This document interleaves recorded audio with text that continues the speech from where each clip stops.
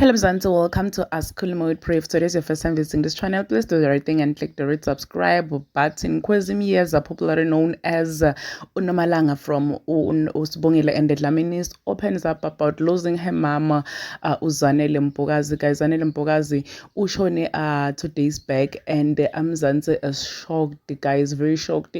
You know, funny enough, I didn't know ukuthi Ukwezi was a daughter.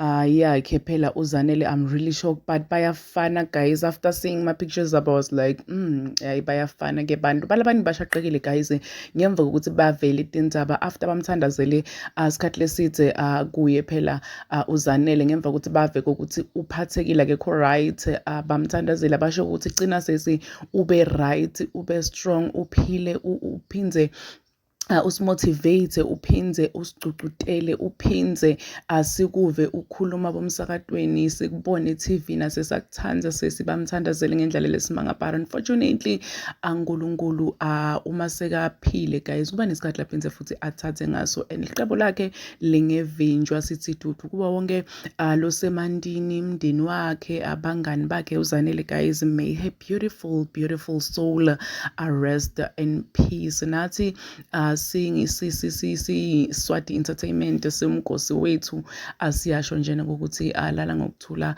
Zanele uyilwile imbisisi.